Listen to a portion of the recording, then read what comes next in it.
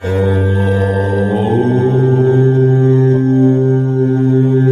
Doctor Neha Sharma, आपका बहुत बहुत स्वागत है मेरे इस चैनल में। आप ज़्यादा से ज़्यादा सब्सक्राइब कीजिए, अपने संगी साथियों को बताइए, अपने फ्रेंड्स को बताइए, और इसको बेल आइकन दबा करके भी आप इसको नोटिफिकेशन आपको मिल जाएगा।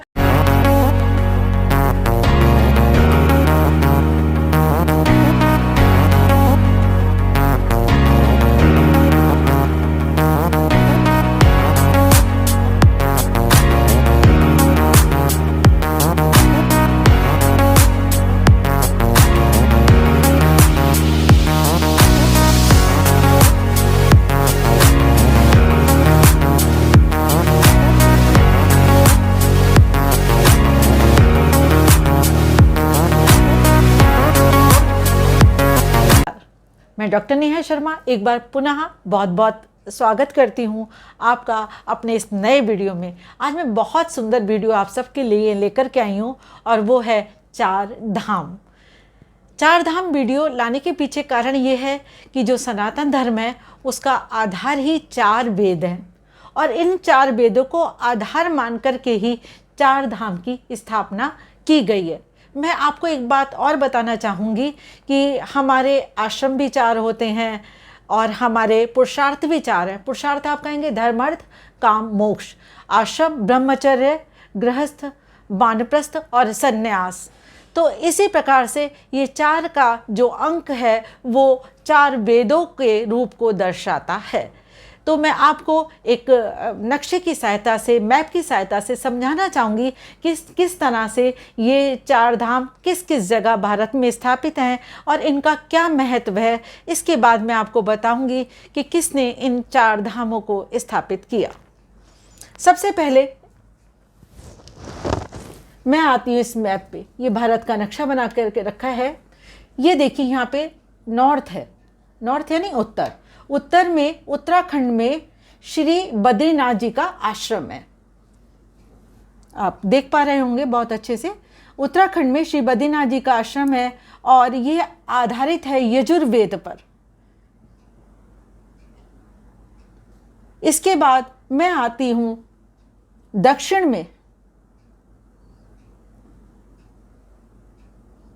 साउथ। ये तमिलनाडु में श्री रामेश्वरम जी का मंदिर है और ये आधारित है ऋग्वेद पर।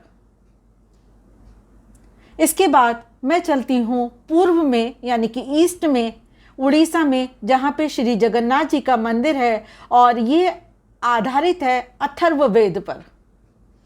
इसके बाद मैं चलती हूँ पश्चिम में, वेस्ट में, गुजरात में, जहाँ पे द्वारिकाधीश जी का मंदिर है और ये आधार है सामवेद का। तो इस तरह मैंने आपको बताया कि पूरे भारत में चारों दिशाओं में चार धाम स्थापित हैं। इन चार धामों को भारत के चारों खंडों में होने का क्या कारण है, ये मैं अब आपको बताने जा रही हूँ।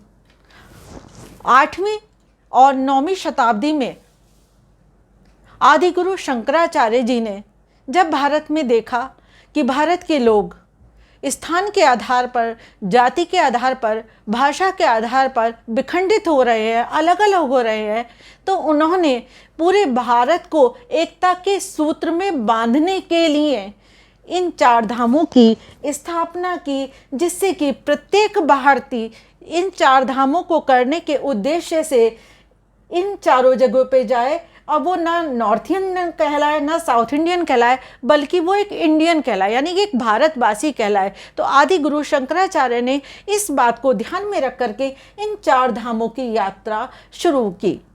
अब इन चार धामों पे यात्रा क्यों करनी चाहिए? ऐसा कहा जाता है कि इन चार धामों पर यात्रा करने से हमें मोक्ष मिलता है। मोक्ष क्यों मिलता है? मोक्ष इसलिए मिलता है क्योंकि यहाँ पर बहुत ज़्यादा सकारात्मक ऊर्जा है, बहुत ज़्यादा पॉजिटिव वाइब्स हैं। तो जब हम पॉजिटिव वाइब्स में जाते हैं तो जो भी नेगेटिविटी हमारे अंदर होती है, नकारात्मक ऊर्जा होती है, वो बाहर चली जाती है और हम एक पॉजिटिव वाइब से भर जाते हैं। और उसका फ़ायदा ये होता है कि हमारी सोच भी पॉजिटिव हो जाती है। जब हमारी जो सोच है वो पॉजिटिव होगी गाइस, तो क्या होगा? फिर हमारे हर काम अच्छे होंगे। तो जो कुछ भी हमारे गुरुओं ने, हमारे धर्म ने, हमारे जो शास्त्र हैं, उन्होंने हमें सब सिखाया है, वो ये सब ही सिखाया है कि हमें एक होकर के रहना है। हम एक भारतीय हैं और हमें अपने धामों पर जाकर के कुछ अच्छी शिक्षा, पॉजिटिव वाइब, सकारात्मक ऊर्जा ग्रहण करनी है। और हम घूमने से हमें हमारे अंदर क्या आता है, एक बहुत अच्छा लगता है हमें सब लोगों से मिलके, वहाँ की संस्कृति के बारे में जान के, वहाँ के खान पान में जान के। तो आपको बताइए ये मेरा प्यारा प्यारा वीडियो कैसा लगा। इसको लाइक कीजिए, शेयर कीजिए और सब्सक्राइब भी कर दीजिए। और हाँ, कमेंट बॉक्स में कमेंट डालना मत भूलिए कि आप कौन कौन से धाम पर गए हैं और आपने वहाँ क्या क्या देखा है। तो बहुत बहुत धन्यवाद guys. Thank you so much, thank you so much, thank you so much.